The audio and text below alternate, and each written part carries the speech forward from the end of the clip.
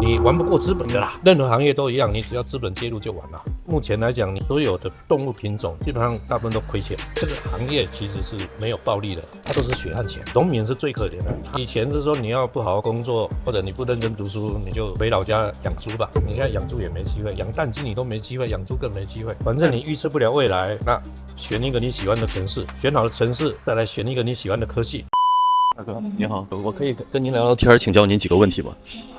我是一个自媒体博主，我想向您请教几个问题想问大家做什么职业的，跟你们聊聊你们的行业。教农民养猪、养鸡、养牛。就是农业方面的。对，可以跟你耽误您2分钟时间。是要问什么吗？聊聊你们的行业，你是怎么进入这个行业的？因为我的内容还是比较偏向年轻人的，对于他们择业选择。这个行业已经跟以前不一样，这个行业已经资本介入了。你现在要养一只鸡，人家动不动就是100万。你说我城市干不了了，我会去养，你没有机会的。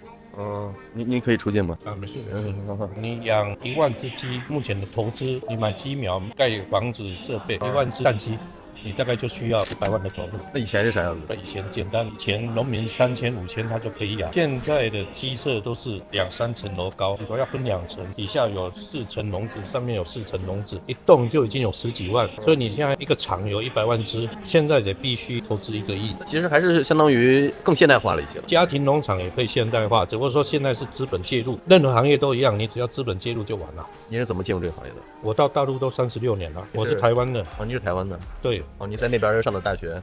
对，高中就住在我们总机场，我6个舅舅，5个养鸡。您对这个行业，比如说未来的发展怎么看？你还建议年轻人进入这个行业？中国人吃素的太少，所以这个行业不像别的行业，就是说你卖一台空调、卖个冰箱，你可能要用好几年。中国人天天要吃肉，但是你不要忘了，现在的鸡蛋也好，包括水产品也好，其实中国的消耗量已经是全世界前面了。只不过说目前来讲，所有的动物品种基本上大部分都亏钱。奶牛已经亏好几年了，去年的时候一头猪应该亏个200-300块钱。亏钱的原因是啥意思？我会跟你说，资本介入了嘛，资本在卷。以前的有所谓的猪周期4年到5年，你如果过剩，家庭农场就不养嘛，所以你容易调节。我刚不是说了吗？我说一个蛋鸡，你建一个厂，你要投资1个亿，资本都是先只盖1栋，先取了土地去银行贷款，土地已经抵押了嘛，所以我现在用这一栋鸡舍来继续抵押贷款，资本跟银行打交道，银行是愿意借给他，一般农民、小老百姓，银行哪会理他？这个1亿也不是说一下能贷出来1亿，而是说这么一个循环下去。既然他要去还这个债，所以在行情不好的时候，他也不会喊停。资本其实看到了这个市场是好市场，所以他才会介入。不一定，是因为其他行业的利润更糟糕。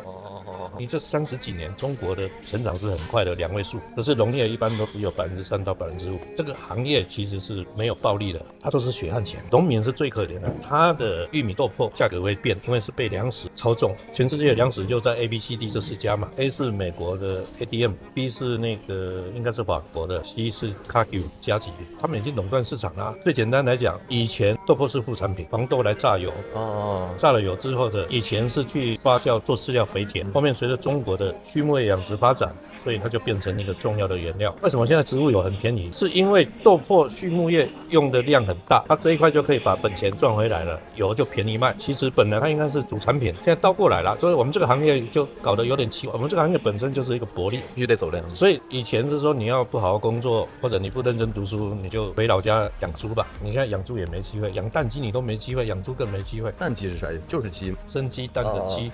全世界最可怜的动物就蛋鸡，因为它到死还不晓得世界上有公鸡存在。这是一个冷笑话。那您对现在的年轻人有什么建议？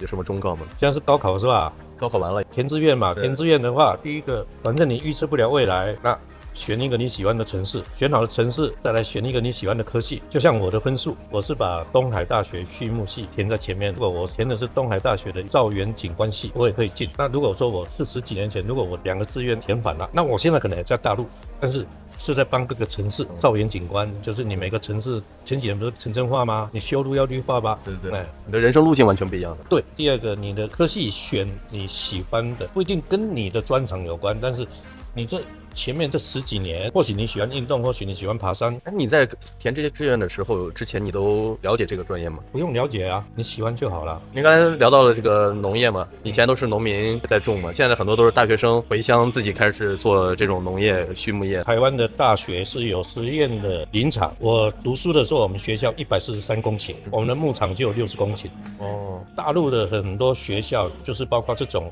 应用方面的，其实很多学生是没机会去接触的。所以，不管你硕士、博士，到我公司先到农场去蹲点去。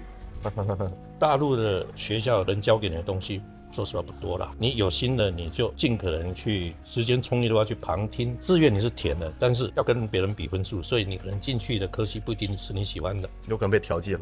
对的，好。所以重点来了，如果你有时间可以去旁听你喜欢的课程，在毕业以后，你在工作过程中，其实你会比别人更容易跨学科，然后有机会多参加社团，因为你在学校其实是很单纯的。但你参加社团的时候，你们就必须要去跟别人协调，因为每个系的课程安排不一样，但你社团是要好多人一起组织的，有一些也要到社会上去，就是还是你得多点社会实践的活动，你要跟社会去接轨，你不要老在学校里面待着。对，你刚才说到我们现在中国的这边的整个情况是这样的，农业是这样的，那国外是什么样的？国外也在进步。只不过说中国这几年的进步会比国外快。比如说我现在在帮人家做鹌鹑，解决鹌鹑的问题。你去问这些外商鹌鹑，他们都很少有这个品种。全世界70%几的鸭子在中国养，也在中国吃掉。全世界90%的鹅是在中国养，也在中国吃掉。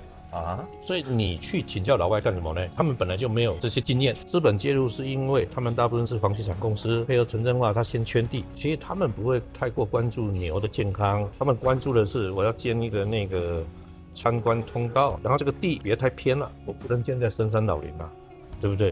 因为我要预估5年后城镇化，刚好小区会盖到我旁边。第二步是居民来投诉我这边太臭，这本来都是可以估算得到。然后是以小区去政府那边要求这个农场搬迁，你玩不过资本的啦。搬迁他有补偿，补偿不是重点，地你本来就租的，重点是小区这个投诉。这必须要搬迁了。第二个，周围都已经从农业用地变更为住宅用地了啊，对，这你说的啊，我可没说。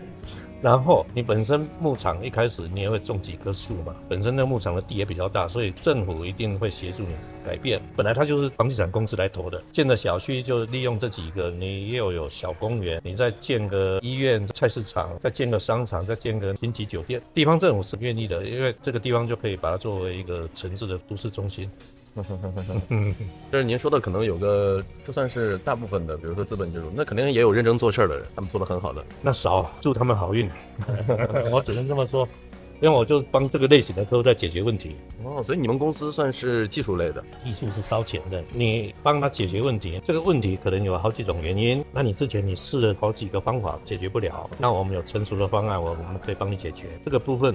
你的产品就是有一个微薄的利润嘛，农民其实利润就3%、5%，我们这个可能有10%到15%，但不可能是暴利。我还想问问你们现在招聘的要求，老早就裁员了那个。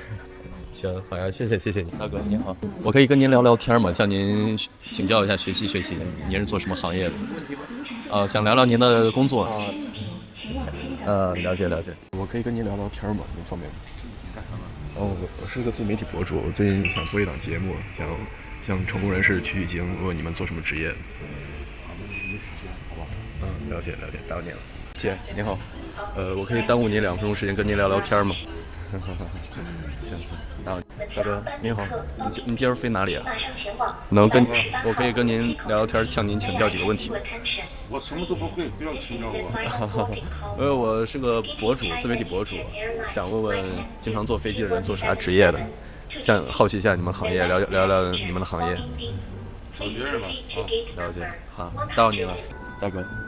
这飞机还有半个小时起飞，我能跟您聊聊天吗？我是一个自媒体博主，我的内容可能比较偏向年轻人创业类型的，想向你们取经，问问你们做什么职业的。好。大哥你好，我可以方便和您聊聊天吗？我是一个博主，我想记录一下经常做头等舱人做什么职业的，想向你们取经。我不擅长这个，不好意思。